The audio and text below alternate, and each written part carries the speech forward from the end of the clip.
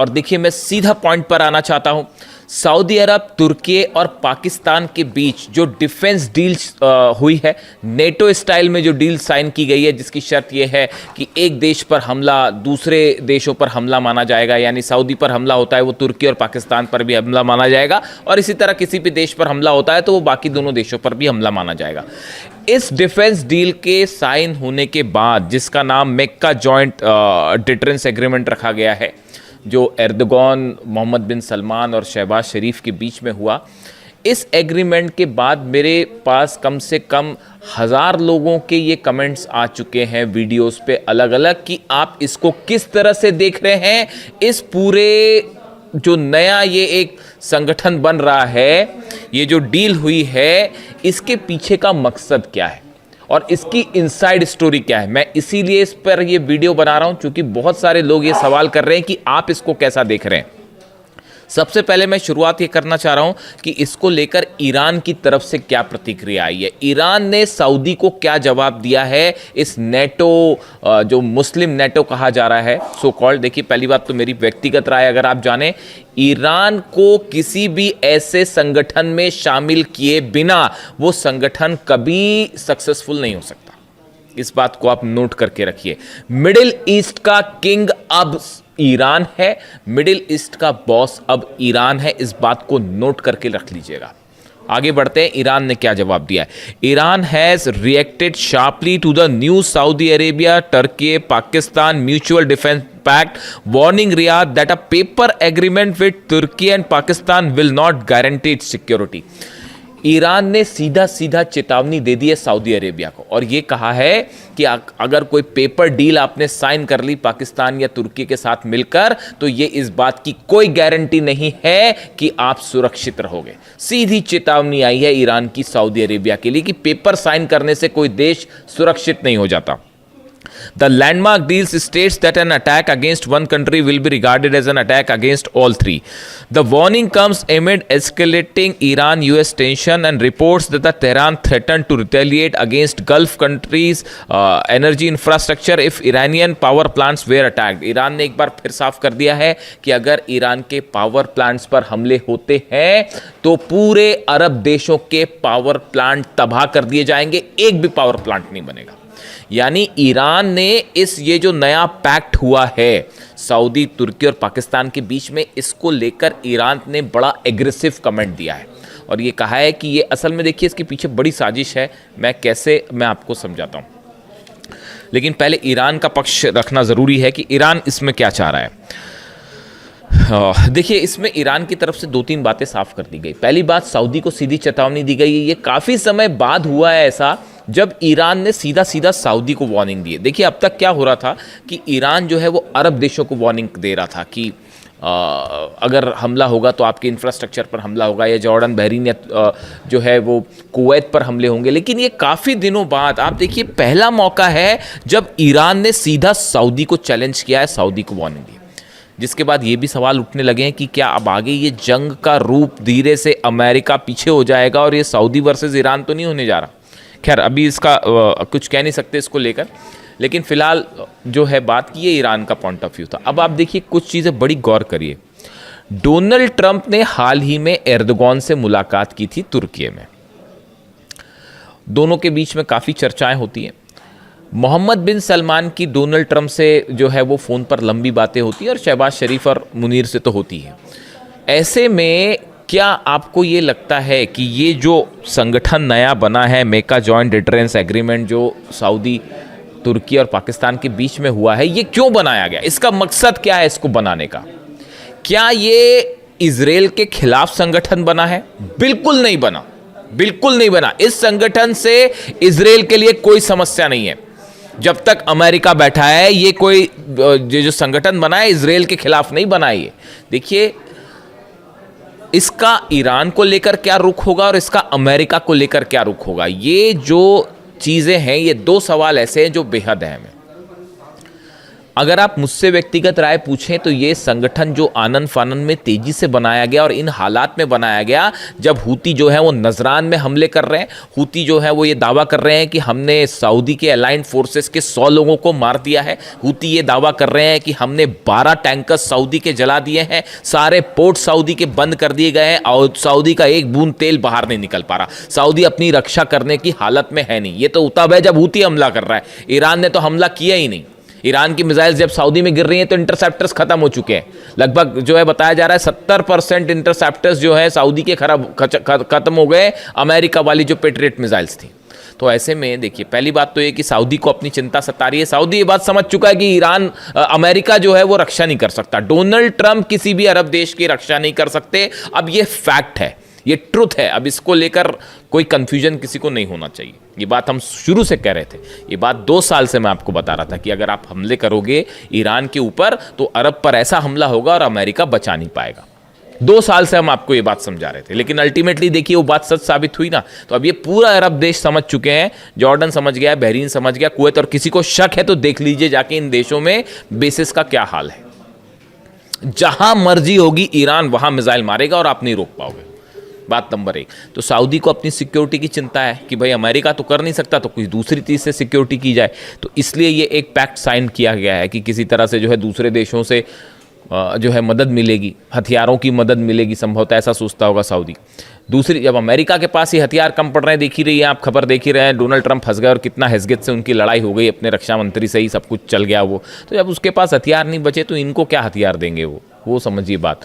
तो सऊदी को पहले अपनी सुरक्षा की चिंता, बात नंबर 1। बात नंबर 2, सऊदी को यह भी लगता है कि ऐसा पैक्ट हो जाएगा तो कल को ईरान के ऊपर दबाव बनाना है या हूती पर दबाव बनाना है या कोई ऐसी सिचुएशन खड़ी हो जाए जिसमें वॉर हो जाए मिडिल ईस्ट में बड़ा, तो उस समय तुर्की और पाकिस्तान और दूसरे देश जो इसमें शामिल हो जाएं, और भी शामिल हो जाएंगे शायद, वो दबाव बनाने के काम आएंगे। कम से कम एक सपोर्ट तो देंगे, सऊदी को बचाने की कोशिश तो करेंगे, बायलैटरल टॉक करके और किसी तरह से बातचीत, हस्तक्षेप करके ईरान को रोकेंगे तो कल को ईरान ने हमला कर दिया तो। ये बात नंबर 2।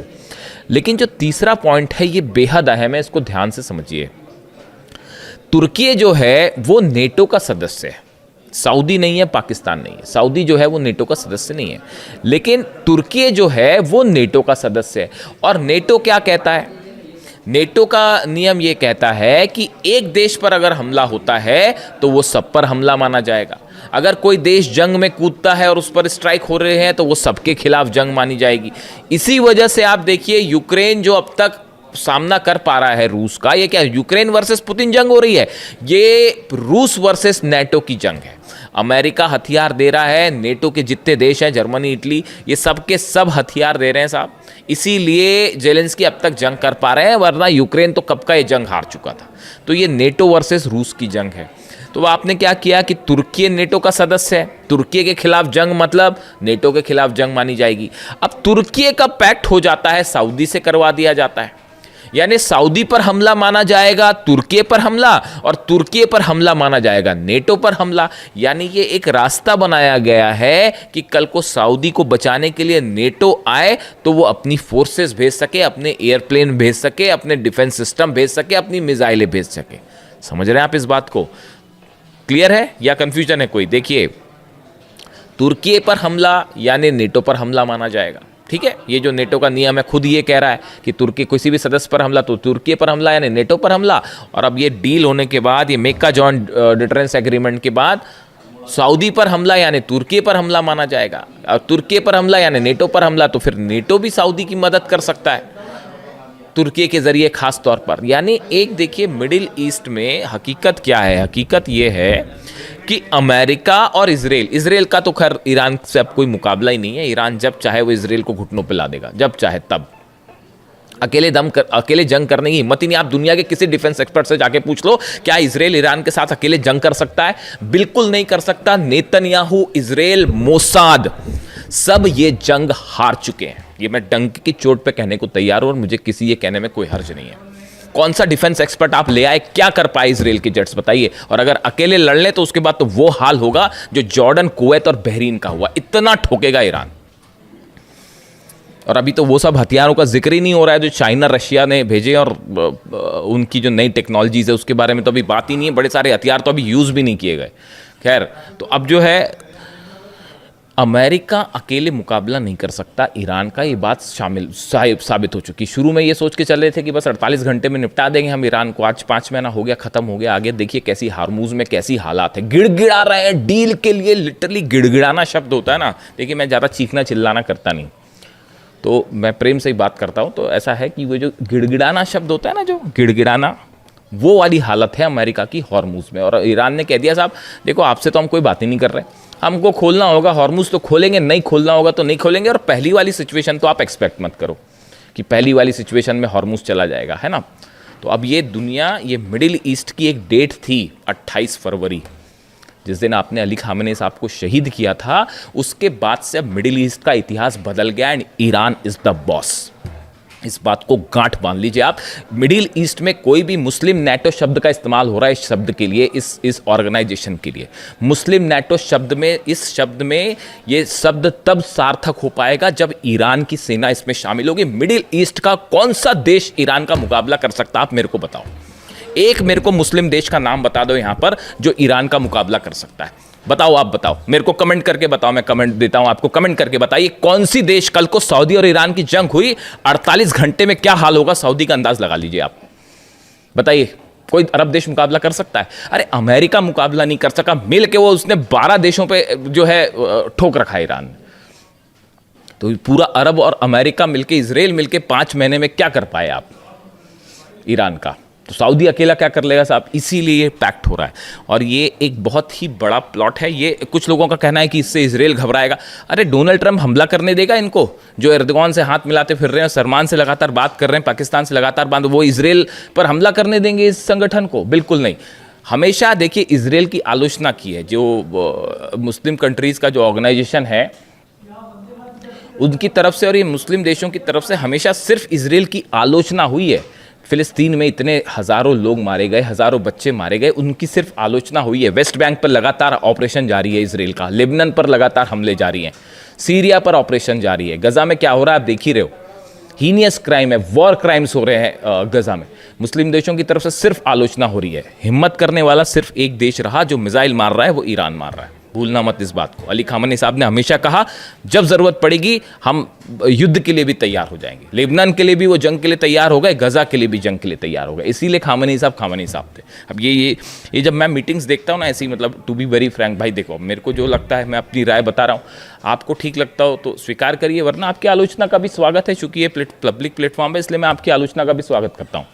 देखिए मैं बिल्कुल ऐसा नहीं चाहूँगा कि कोई मेरी आलोचना करे तो मैं उसको स्वीकार नहीं करूँ, बल्कि हमको दूसरों के विचारों को हमेशा स्वीकार करना चाहिए। अच्छे शब्दों में, साफ सुथरे शब्दों में अगर कोई आलोचना कर रहा है तो उसका बिल्कुल स्वागत है साहब। ये डेमोक्रेसी यही है, ओपन जो विचारधारा है वो यही कहती है कि आप मेरी आलोचना करेंगे, मैं बिल्कुल स्वीकार करूँगा। जब ऐसे डील्स में होते देखता हूँ ना, तमाम जो नेता इस पूरी जंग में इन्वॉल्व हैं, चाहे अरब देशों के हो, चाहे अमेरिका हो, इजराइल हो, इन सबको देखने के बाद देखिए ऐसा लगता है कोई भी कदम होता है उसमें किसी तरह की साजिश नज़र आने लगती है। सामने कुछ और हो रहा है, पर्दे के पीछे कुछ और हो रहा है, डिफेंस डील हो रही है तो किसके मन में क्या प्लान है, ट्रम्प की क्या साजिश है, इजराइल की क्या साजिश है। आप देखिए एक शख्स थे सिर्फ, अली खामेनी साहब, जिनकी मंशा पर कभी कोई शक नहीं करता था, दुश्मनों को भी शक नहीं था। उन्होंने कह दिया कि साहब मैं जो सामने वो पीछे मैं बात नहीं करूंगा, मतलब नहीं करूंगा, मैं डील नहीं करूंगा, मतलब नहीं करूंगा। उन्होंने कहा था अमेरिका से बात करने का कोई मतलब नहीं है। आज देखो आज क्या हालात है, इतनी जंग हो चुकी, इतनी जंग हो गई इतने दिनों बाद, 5 महीने की जंग देखिए। इतनी जंग के बाद क्या वो बात सही साबित हो रही है? नहीं हो रही है कि डील का कोई अंदाजा, बातचीत का कोई नतीजा निकल रहा है? नहीं निकल रहा। तमाशा बना रखा है कि बस अब जंग हो रही है, नहीं अब बात अच्छी हो रही है, नहीं आप सीज फायर कर लेते तो ऐसा कर लेते। बात सच साबित हुई ना अली खामेनी साहब की, ये विजन था उनका, इसीलिए he was the supreme leader and that's why I like Ali Khamenei साहब। इसीलिए मैं उनकी तारीफ करता हूँ, उन्हें पसंद करता हूँ कि उनका विजन देखिए कितनी क्लैरिटी के साथ। उनको पता था कौन दुश्मन है, कौन दोस्त है, कौन क्या। इसीलिए उन्होंने कहा था सऊदी को लेकर, वो हमेशा ये चाहते थे कि शिया और सुन्नी के बीच में ये जो एक तनाव वाली स्थिति है ये हमेशा दूर हो जाए। और हर अरब देश को ये समझना चाहिए कि असली दुश्मन कौन है, ये बात वो हमेशा समझाते रहे।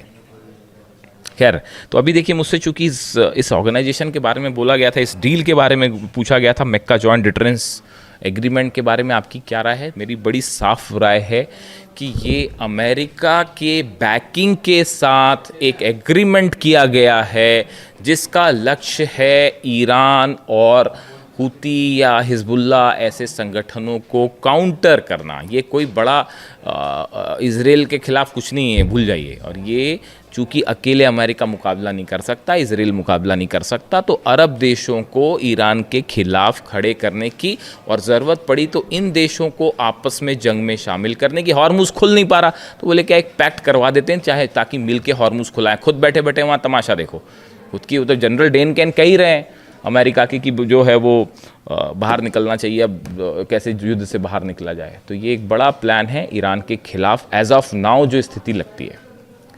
कमेंट करके आप बताइए आपको क्या लगता है, और आपके सारे कमेंट्स मैं पढ़ूंगा और जवाब देने की भी कोशिश करूंगा। Thank you so much.